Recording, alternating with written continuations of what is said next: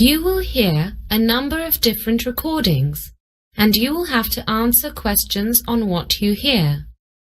There will be time for you to read the instructions and questions, and you will have a chance to check your work. All the recordings will be played once only. The test is in 4 sections. At the end of the test, you will be given 10 minutes to transfer your answers to an answer sheet. Now, turn to section 1. Section 1. You will hear 2 dialogues. The first between 2 friends at university, the second between one of these people and a university clerk. First, you have some time to look at questions 1 to 4.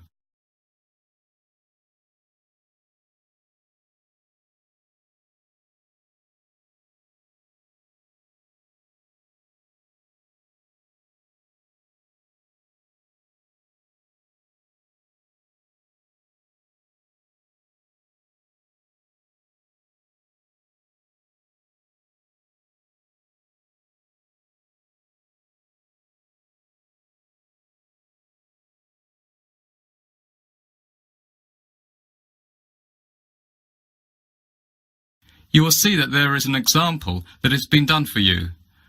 On this occasion only, the conversation relating to this will be played first.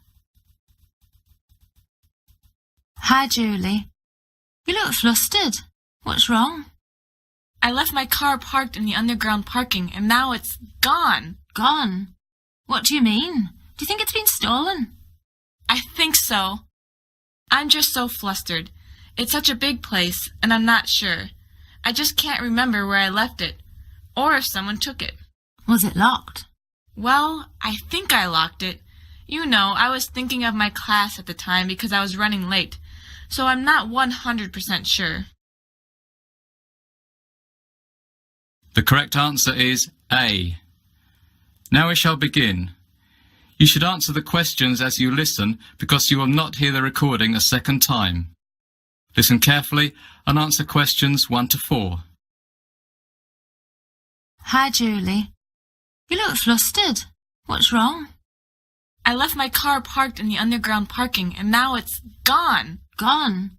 What do you mean? Do you think it's been stolen? I think so. I'm just so flustered. It's such a big place and I'm not sure. I just can't remember where I left it, or if someone took it. Was it locked? Well, I think I locked it. You know, I was thinking of my class at the time because I was running late, so I'm not 100% sure. Where did you leave it? Underground. It was level 1. Don't you know that area's for postgraduate students, not for undergraduate students? Did you get a parking permit from Student Services? No, I didn't. So what does that mean?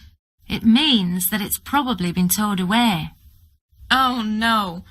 It's the first time I've brought my car. I usually catch the train in. How long has it been parked for? Probably around 4 hours. Is there anything I can do? Yes. Go to the clerk at Student Services and ask what you have to do to get your car back. You'll probably have to get your car out of the compound and also pay a fine. I don't believe it. I know, it's ridiculous.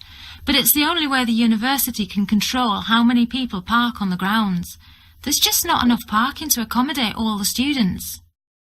They could at least have clamped the wheel.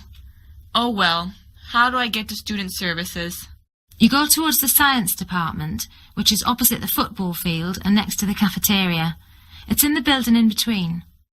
Okay, so it's in the building in between the science department and cafeteria, which is opposite the football field. That's right. Good luck. Before you hear the rest of the conversation, you have some time to look at questions 5 to 10.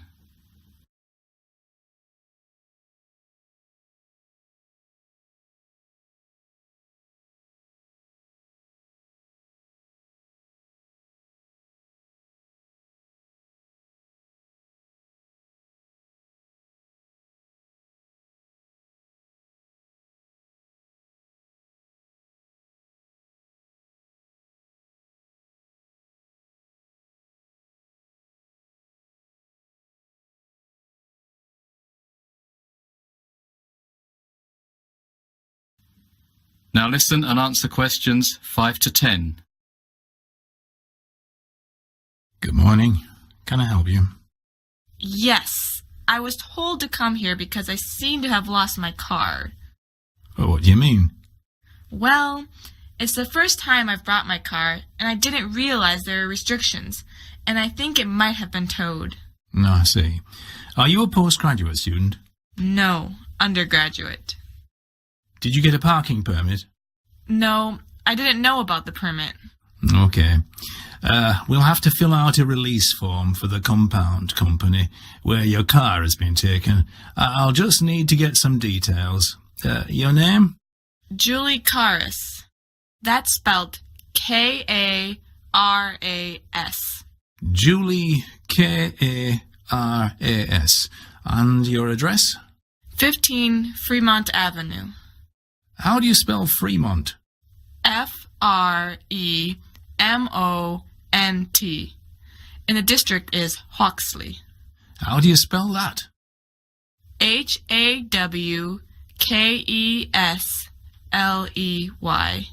Faculty? I'm in political science. So that's the science faculty. Yes. What's the car registration number? It's KIE6. No, sorry, I always get that wrong. It's IKE614T. IKE614T. What make is the car? It's a Fiat Panda. Do you know the model? The model? Yes, what year was it made? Oh, 1998, I think, and it's white. Well, actually, it's cream. A cream 1988 Fiat Panda. No, 1998.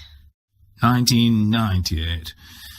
What I'll do is give the car compound a call and see if they have it in their possession. Okay, so what should I do? Take a seat in the green room, I won't be long. That is the end of section 1. You now have half a minute to check your answers.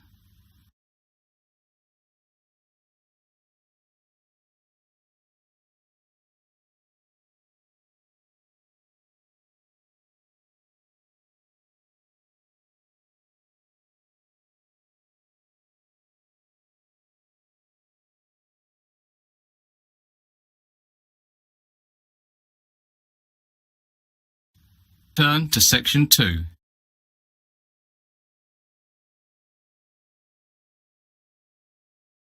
Section 2.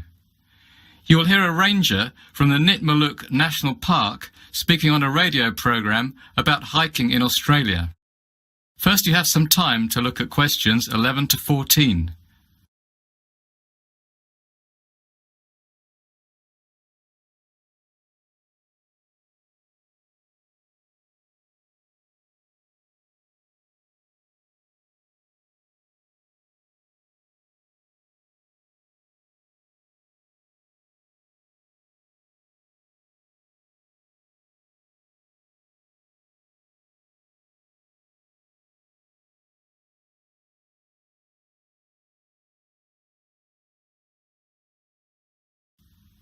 Now listen and answer questions 11 to 14. The Jatbula Trail, located within Nitmaluk National Park, is a 4 to 5 day trek in Australia's Northern Territory. It follows an ancient Aboriginal songline, and the boulders along the way are scattered with rock paintings. There are 5 campsites along the trail. First, Biddlecombe Cascade, then Crystal Falls, 17 Mile Falls, Edith River Crossing, and finally Sandy Camp Pool. Only 10 people at a time are allowed in each campsite, so you must book in advance, although usually you will not see another person on the trail. Every campsite has a source of permanent water, but otherwise facilities at each campsite vary. Your first stop, Biddlecombe Cascades, has toilets and an emergency call device. The next 2 stops, Crystal Falls and 17 Mile Falls, are the most developed campsites. Both offer toilets, an emergency call device, and a checkpoint where you must sign in to help rangers locate you in case of an emergency. Edith River Crossing also has a checkpoint and an emergency call device, but no organised toilets are provided. Sandy Camp Pool is the most primitive site of all. There is nothing there other than a beautiful sandy beach where you can pitch your tent. Before you hear the rest of the talk, you have some time to look at questions 15 to 20.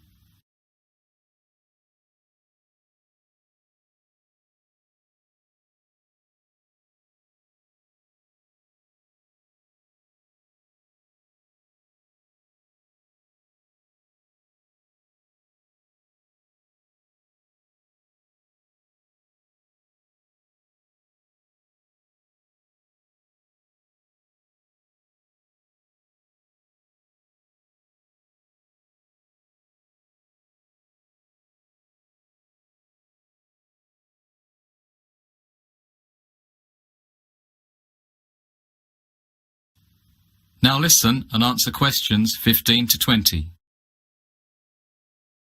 The trail begins at Nipmuc Centre, where you must register and pay a deposit of $50. After registering, you may begin your trek. You'll follow the trail overlooking 17 Mile Creek on your left for 8 kilometres until you reach the first campsite, Biddelcombe Cascades, where you'll stop for the night. On the second day, the track leads north from camp. After you've walked for about 5 hours and 10.5 kilometres, you'll reach Crystal Falls campsite located at a sharp bend in the trail. There's a marked trail from the campsite to the Crystal Fall viewpoint. Crystal Falls is 30 metres high and it's breathtaking, so be sure to have a look. The next day you'll change direction and head west across the valley, and then northwest again for about 9.5 kilometres. The track is quite even and flat for the first part of the day, which is a welcome break from the rocky ground of previous days. Before you reach the next campsite, you will pass the amphitheatre, a butterfly and frog-filled canyon that's important to the Aboriginal people who have left intricate rock paintings on the rock walls.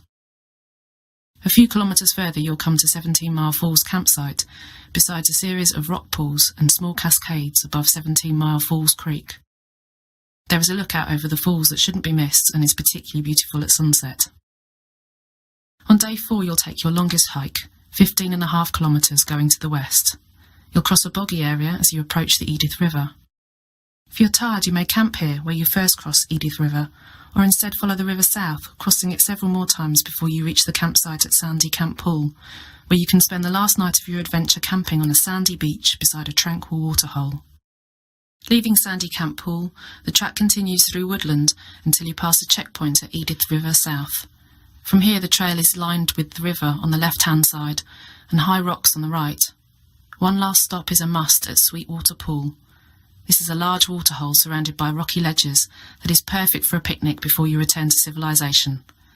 Day trippers can access this point from Edith Falls, so it may be your first encounter with another person since leaving Nipmuc. After a swim, make your way to Edith Falls where your adventure ends. Make sure you deregister at the Edith kiosk and then take a hot shower. That is the end of section 2. You now have half a minute to check your answers.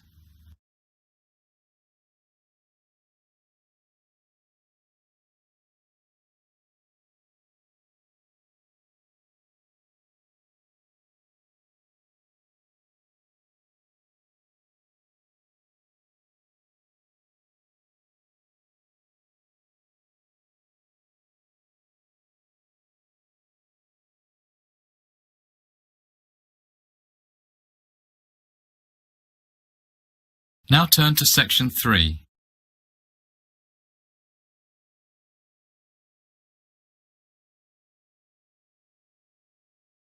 Section 3. You will hear Laura, a laboratory technician, talking to Jamie and Denise, 2 students, about the procedure to get their final year chemistry projects approved. First, you have some time to look at questions 21 to 25.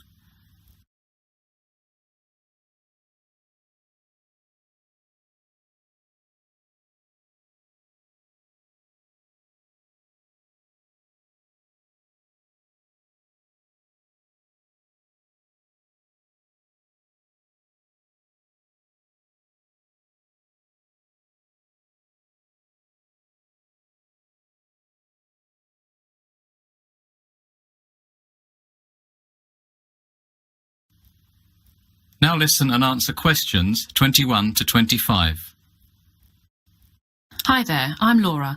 I'm a laboratory technician for these chemistry labs, and Professor Mills has asked me to explain the procedure that you'll all have to go through to get your final year projects approved. Most of the procedure involves safety concerns, which we take very seriously. We don't want any uncontrolled explosions, no fires, and definitely no incidences with toxic gases. You mean like what happened in 2008 when the whole science block had to be evacuated? Yes, exactly. So you've heard about that already, Denise. Professor Mills told us about it on the first day of class. It was hilarious. Yeah, but I reckon some people must have gotten into a lot of trouble. To be honest, it was mortifyingly embarrassing for the chemistry department, because not only could no one identify what the toxic substance was, but also at the time of the incident, no one was actually authorised to be carrying out experiments with any toxic substances whatsoever. Turned out a student had got a bit bored and had decided to do some spontaneous experimentation by mixing up some random powders that were lying around. This is actually incredibly foolish, because there are some extremely dangerous substances in the laboratory stores, and everyone was utterly shocked that someone of college age would do something so childish and irresponsible. And, in effect, this incident was the reason we developed the safety procedure that each of you must now go through before we let you loose in the laboratory to do your final year project. The procedure will force you to be really aware of safety issues, so just in case, at the moment, any of you think it would be a laugh to mix up some colourful substances or light things on fire for no reason, by the time you've worked your way through the procedure, you'll at least pause for a second thought. At least we would hope so. So, can I ask something? Yes, Jamie? So, we're basically being punished because some other student was irresponsible? Actually, the approval process isn't as bad as that. We can't really call it a punishment. It seems really very long and cumbersome at first, because you'll have to get a lot of different tasks stamped for approval by a lot of different staff members, and I'm sure most of them will have various concerns and suggestions. But my aim today is to break down the process and explain all the different steps to you so that doesn't seem quite so bad. Before you hear the rest of the talk, you have some time to look at questions 26 to 30.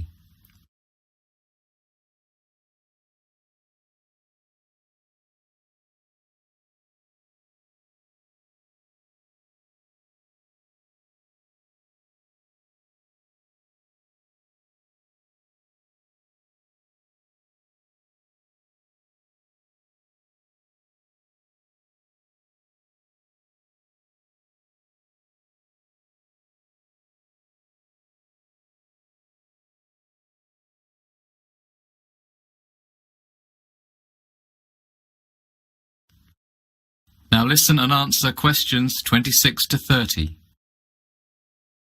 All right, let's get started.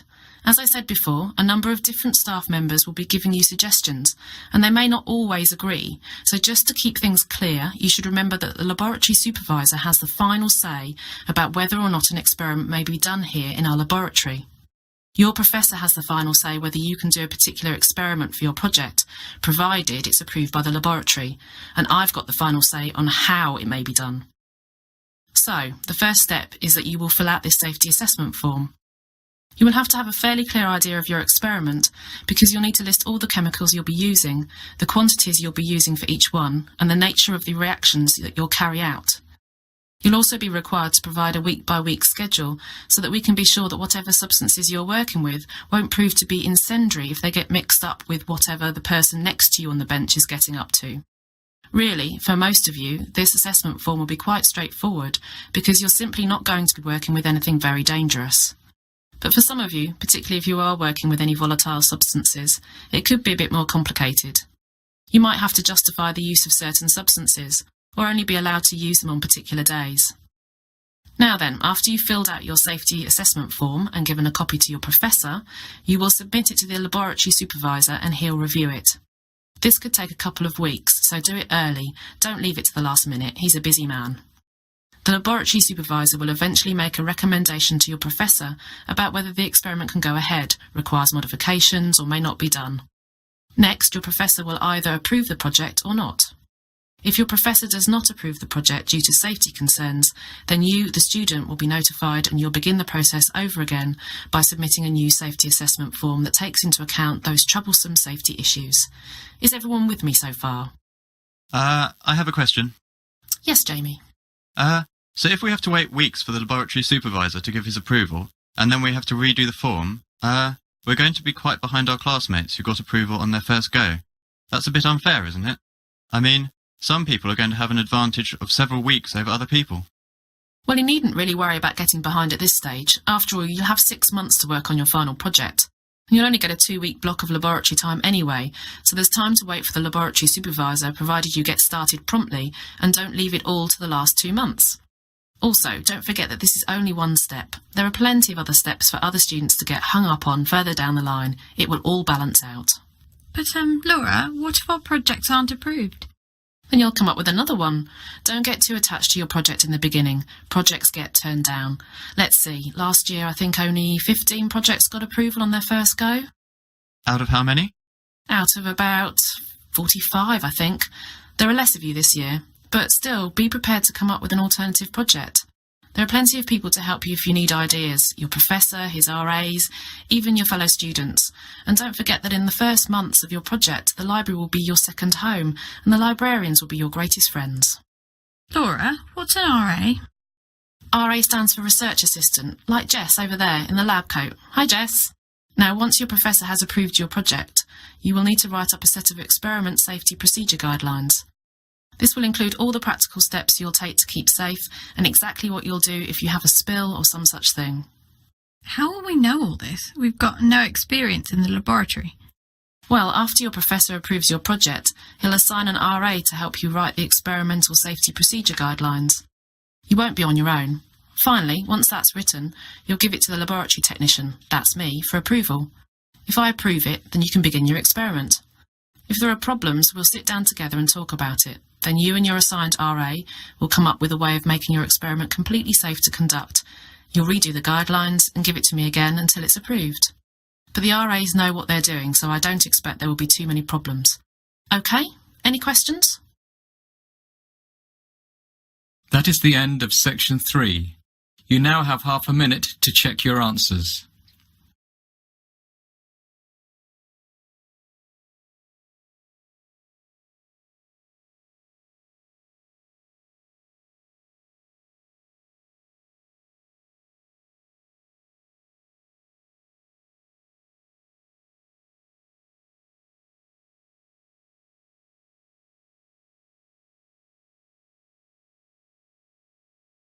Now turn to section 4.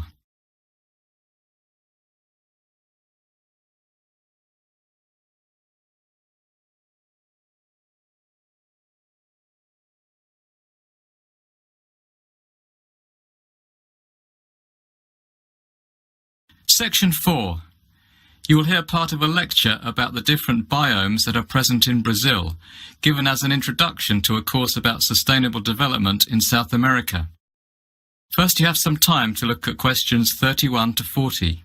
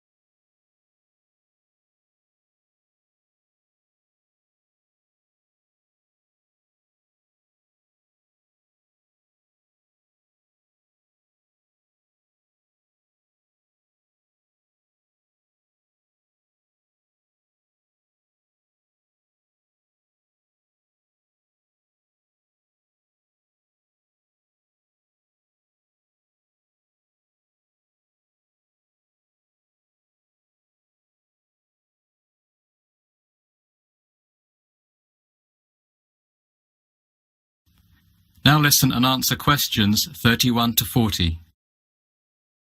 To begin our topic on sustainable development in South America, I would like to briefly acquaint you with the 6 biomes present in the country.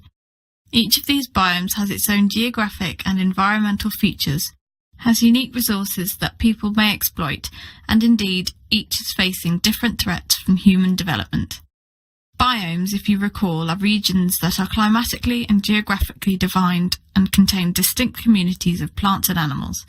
They are sometimes named for the plant communities that occur, such as forest, savanna and grassland, whether these plants are evergreen or deciduous, and climatic factors as well, for example tropical, temperate, etc. Alright, let's take a look at this map of Brazil. The largest biome in Brazil is the Amazonian rainforest biome, which you can see located in the north of the country. It's one of two rainforest biomes in Brazil, the second being the Atlantic rainforest biome, which is located in a relatively narrow strip running up the eastern Atlantic coast. In the very southernmost part of Brazil, bordered by the Atlantic rainforest, lies the very small and relatively unstudied Pampas biome, which is grassland. Finally, stretching like a belt across the middle of the country between the two rainforest biomes lie the Pantanal, the Cerrado and the Saatinga. Starting at the left of the map, you can see the smallest of the three, which is the Pantanal biome, a unique seasonally flooded wetland area. In the centre of the country is the Cerrado, the second largest biome in Brazil. Cerrado is tropical savanna, a scattering of grassland and deciduous forest that experiences a short dry season. Finally, the last biome, called Saatinga, is located between the Cerrado and the Atlantic forest in the northeast of the country. The Saatinga has a very long dry season, lasting 8 to 9 months, and is covered in deciduous scrub. So, let's begin with the Amazonian rainforest biome. As I mentioned previously, it's rainforest and it's incredibly diverse. It contains the largest single reserve of biological organisms in the world. No one really knows how many species occur in the Amazon forest, but scientists estimate that there could be as many as 5 million. Recently, this biome has been under a great deal of pressure from agriculture, with large swathes being cleared and burned to create pasture for the 19 million cattle that the area supports.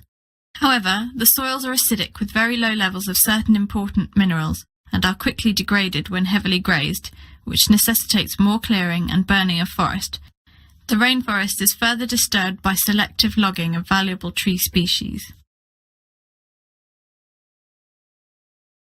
The second largest biome in Brazil is the Cerrado, which is a tropical savanna environment made up of sparse trees and drought-resistant grasses.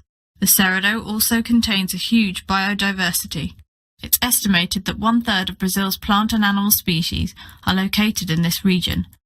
But since 1995, the cultivated pasture area in the Cerrado has increased by almost 70%. It is a common practice to use newly cleared land for the cultivation of crops for a few years, and then when it starts to degrade, to use it for pasture for cattle. The Cerrado now supports 72.3 million cattle, which amounts to 41% of the cattle in Brazil.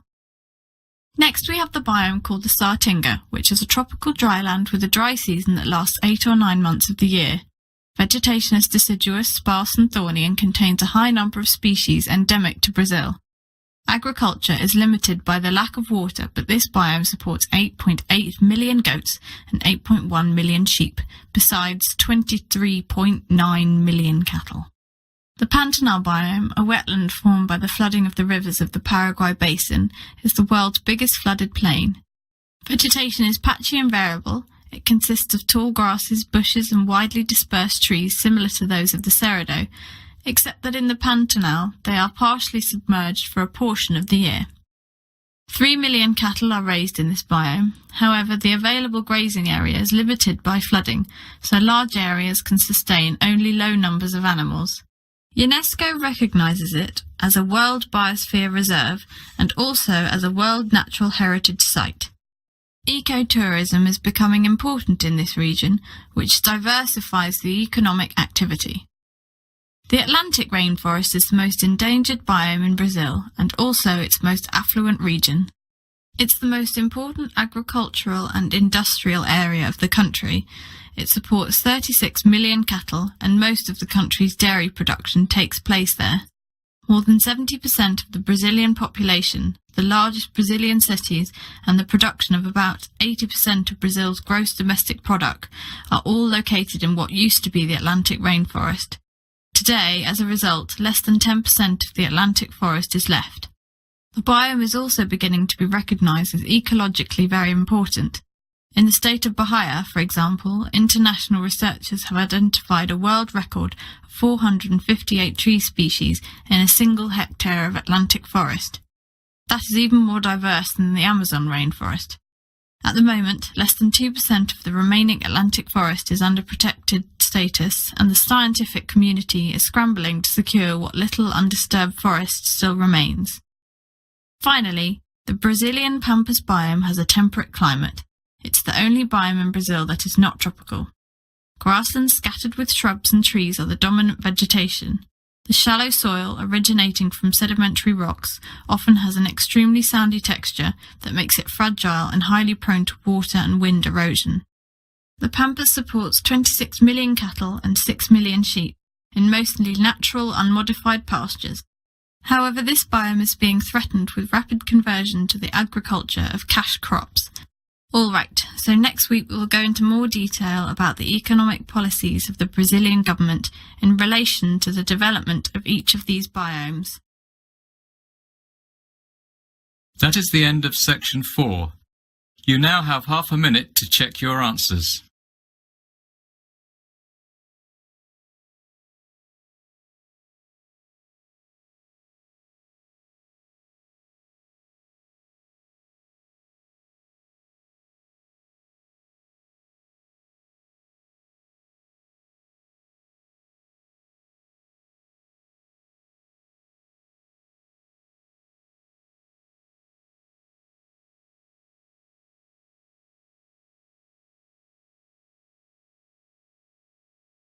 That is the end of the listening test.